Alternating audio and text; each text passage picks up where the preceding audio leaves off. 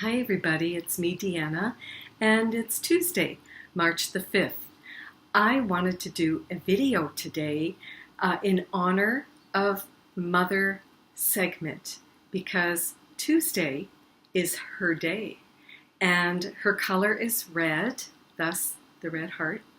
So, and not to mention that we have a beautiful workshop coming up here, Women of Glory, Offerings to Sekhmet. Can't wait for that. But before I get into that, I wanted to share with you some information about the month of March. For those of you that may not know, this is such an extremely powerful month for manifesting. And here's why. So, first of all, according to the ancients, the Egyptians and the Babylonians and whatnot, Chaldeans, they would celebrate the beginning of the new year after the first little sliver of the crescent moon in the sky in Pisces. And it would begin then, culminating with March 21st, which is the vernal equinox, when the sun moves into Aries. So, we have these few weeks, these really powerful energies going on and celebrated by the ancients for thousands of years. The second thing is, today, March 5th, Mercury goes retrograde in Pisces. That's big. It's a big one. Then we have the moon, the new moon, which is on March 7th. I think that's Thursday for us. March 7th is the new moon in Pisces. We have the sun in Pisces, and we have Neptune in Pisces. So with this configuration, these planets in Pisces, it's really a portal into other realms and also an opening for the outpouring of beautiful universal energy to come in and assist you as you set your intention for the next, I'm going to say 7 years, because the other thing that's huge is on March the 7th, Uranus moves back into Taurus, where it will remain for the next 7 years. This is a powerful month. So what you can do to really use the energies, utilize the energies that are available to us, is do a little ritual. You can, let's say you want to manifest something, and the intention in your heart is to be, did you see, I set up again. I have a tendency to do that when I talk about power, to be more powerful, to be more present, to bring more of yourself and to contribute your gift, your talent, whatever it is. And it doesn't have to be, listen, a lot of people say, but I'm not famous. It's not about being a celebrity. No. It's about bringing your authentic, gorgeous self into the world and contributing your way. You're unique. Your fingerprint is unique, and you have so much to give. And these energies are really conducive for you to be the best that you can be. Write your intention. I want to speak to millions of people. Maybe that can happen using the internet. We're really blessed with the internet, which is, by the way, a tool of the Aquarian age, and it's just going to expand. So let's say you want to make more money. Don't go for small stuff. I want to be able to make money so I can serve and contribute. I want to be able to use my voice to touch and to inspire people. I want to stand up and be seen and be heard, and write that intention, if that's your intention, but come up with something that you really want to manifest in your life and go for it. Write it on a piece of paper and just know that the Spirit has heard you. You have set a clear intention, and the energies are saying yes, because you are saying, I am ready to be the best, the greatest version of me. I am here to contribute, and that's what I want to do. So take advantage of these energies and do a little ritual. Really, we've lost contact. In the ancient times, ritual, rites of passage, ceremony, these were all a part of our humanity. But when we booted the mother out, when we covered her up and said, forget it, we just want the patriarchal system for power and money and control, we lost touch with the earth. We lost touch with our rituals and all the things that make us feel like we're part of a family here while we play the game of life. Okay? Yeah, it's a dream for all you Course in Miracles students. It is a dream. We are in time and space. But you know what? We can be those happy dreamers in the dream. So we can use these energies. We can get in alignment, put ourselves in alignment with all of this and utilize what's available. Go for it. You deserve it. Okay. All right. So the next thing I want to tell you about is Sekhmet. I have a few statues here. Okay. Look at this one. So this is Mother Sekhmet in her warrior form. So she has a focused mind. She is not being distracted. She is focused. And Sekhmet really is a solar deity. She wears the solar disk on her head because she is the daughter of Ra. Her consort, her male counterpart, is God Ptah, who is the creator god. And she birthed a son, Nefertum. And when you go to her sanctuary at Karnak, there are 3 sanctuaries, 3 little chapels, one for Ptah, one for her son, and of course, Sekhmet, which many of you watching this video have had the blessing of being in the presence of that particular statue. And as you know, it's super powerful. So this is just one of her depictions. She depicts the warrior mother, the fierce, loving protectress. Okay, so I have this other one. And this is cute. It's old though. It's cute. Her solar disk is red because the core of our sun is red. And, you know, Sekhmet's color is red. And being a solar deity, which means she is the fierce feminine. She's not going to war. She's standing for truth. She's standing for truth. And you've got to be fierce. You've got to say no when you mean no, yes when you mean yes. She's standing for truth.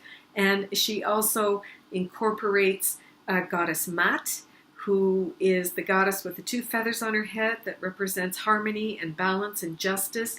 So Sekhmet also brings Mat's teachings into what she does. So look at this one. It's cute, isn't it? Yeah. And the statue in Karnak is 7 feet plus in height. It's basalt. And you know, it's really super powerful. But first, let me show you this one. Look, this is old. This is handmade. It's probably made from flint stone. This was passed to me in Egypt.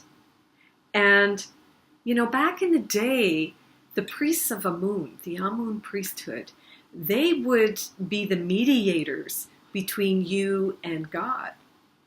Nothing's changed in our religions. You can go directly to the source. But, so, you know, let's say you sinned. You were bad. You did something wrong.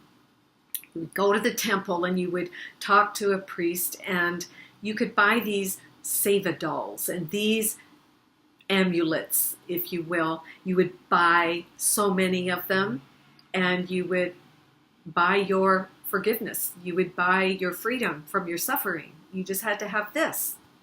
It was only that easy. But anyway, I think this one's pretty awesome. It's really nice. Okay, so when I went to Egypt many years ago, and it was going to be my first time seeing Mother Sekhmet, I have to say, on the way to her temple, my heart was pounding. Have you ever had that experience? You don't know why your heart is pounding, but my heart was pounding, and I felt this anticipation and a little bit of fear. It was so something was going to happen. And so I went into the first room where Ptah is, and there's this big door that open it creaks open, and it's dark inside, and there is standing the most regal, majestic, 7-foot basalt statue of this beautiful mother goddess. I mean, she has such a presence. And even though she's standing there as basalt, you can feel that this statue is living. There is an energy in her, and it's actually coming out of her eyes. She is looking right at you. She's looking right into your eyes. And as she does that, I stood in front of her and I looked up at her, and she just entered into me, into my heart. My solar plexus, which is the element, it's the third chakra, it's yellow, and it is the element of fire. She burned right into my solar plexus. I could feel this energy right there in my gut. And I felt such love. I mean, I couldn't believe I was feeling this love coming from this statue. And yet I could feel this mystery, this depth in her, the layers and levels and multi-dimensional realms that she represents just standing there in this chapel. And, the morning light was just starting to come up, and there's this opening in the roof, the ceiling of her chapel, and these rays of light started to come in, and it felt like I was in a portal. I was in an altered state, standing there in the presence of this majestic, regal Mother Sekhmet in the form of a lion-headed goddess with a female body looking very androgynous. She's bare-breasted, but she has these strong masculine legs, and she's got the ankh in her right hand, and she has a staff. She's holding a staff, and I think, if I remember right, it has a lotus at the top, and I couldn't take my eyes off of her. I really just couldn't take my eyes off of her. And it's almost like I emptied myself of everything that I'd been holding on to. Stories, sadness, fear, grief. It just felt like she pulled it out. It felt like she just went in and pulled it out. You know what they say? When the student is ready, the teacher appears. And for me, at that moment, in that very moment, she was my teacher. She really was. She lit me on fire from the inside out. She was burning this heaviness that I didn't even know was there. The unconscious guilt. The Course in Miracles talks about it. Unconscious guilt. And the stuff that you push down, that you don't want to look at. You don't want anyone to know your secrets. You're so scared of somebody finding out who you are. Sekhmet wants all of that gone so that you can be the most powerful contributor of your gorgeous God essence as we move forward into the new age. She is calling her girls home. She's calling you. If you feel moved to either come to the workshop and come to Egypt, by all means, she's calling you, and she will work with you. And all you have to say is, I am willing to expose my darkness. I am willing to let go of this story that I have been telling myself about myself for so long. I am ready to be seen and heard. Use my voice. May I speak to inspire. May I see the light. Let the light come into my mind, that I see the light in the world. Use my hands to reach out and touch. Use my life. And she's calling her girls. She's calling her women that feel like they need power. Do you feel like you need power? Do you feel like you've lost your power? Work with Sekhmet. Whether you come to the workshop or not, work with her. Because she'll give you a backbone. She'll stand you tall. She'll say, give it to me. Come on, give it to me, and I'll burn it. I will devour it. I will swallow it for you. And this is what the Holy Spirit does. She is the Divine Mother in the form of a lioness. So today's Tuesday. Tomorrow, for all of you on the other side of the world, put on something red if you want, or just get up and say, wow, this is Sekhmet's day. Like, let me give this to you. Let me offer to you my darkness. I am ready to let it go. And you will find yourself feel lighter and lighter and lighter. She really will give you wings to fly. So we have a beautiful young mom that will be at the workshop, and we are going to assist her in this rite of passage into motherhood with all the women around. I'm really looking forward to that. We're going to have red candles. We're going to put those around for the Divine Mother, and we're going to have a zodiac around us because, you know, we really are spirit. But because we have karma, we found ourselves in time and space. So we're going to have a zodiac around us. We're going to stand in the center of that zodiac and know that we have to transcend all of this darkness. We have to transcend the earthly plane and really get back in touch with our essence. So we're going to help this beautiful mom go through this rite of passage into motherhood, which I'm really looking forward to. So I hope you will join with us and help her make her transition into motherhood. So if you do come, bring something red to offer to the Divine Mother. You can wear something red.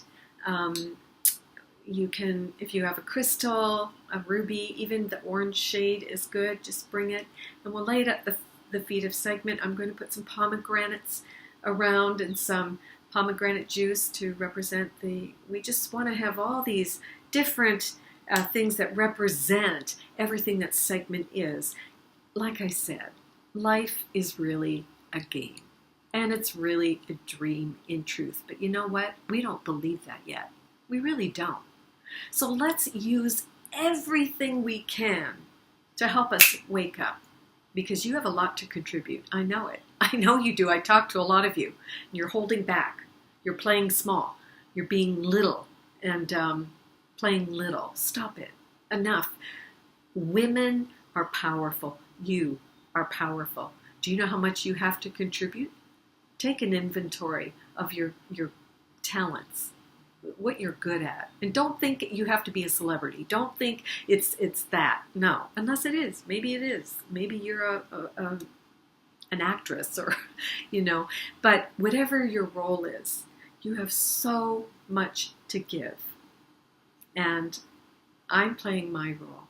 I want to help every single woman. All of them. I want us to stand together, creating a womb of safety. I want to teach women how powerful they are. I want to help women recognize the power of their heart, the power of the love they hold, and they're so fierce. I mean, we can do so much, really. When you think about, if you watch a nature show, you know who takes down the kill? The lioness, the females. That's who takes down the kill.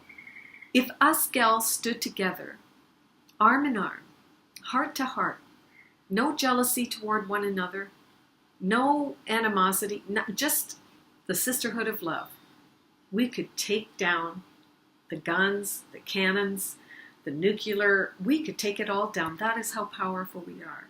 So I'm contributing. This is what I work for. This is why I'm putting these videos out and doing the best that I can. Do you like my background? I'm in my sewing room. This is my creation station. This is my place where I come to meditate and create. But I had this beautiful tapestry here. I thought, hey, that would make a nice background. So I'm going to do whatever I can to help people, women particularly, wake up, to wake up. And let's join together. Let's do it together. Okay? If you feel inclined to join the Women of Glory offerings to Sekhmet, register with Jamie, give her a call, but please follow your heart. We welcome you with open arms, and you'll also make one of our moms really happy to be there to help her as she goes into the next phase of her life. That's my little dog outside barking. And, oh yeah, it's 10 after 5, I guess it's his dinner time. So I'm going to go, but not without saying, I love you so much. I really do. Keep the heart open. Do your ritual. The new moon is here. Neptune is here. Mercury's retrograde. Never mind. The sun and the moon. It's all in Pisces. We're in the ancient Egyptian New Year until the 21st, the vernal equinox. Use the energies and fly. Until next time, make it a good night. Make it a good day. I love you. Bye for now.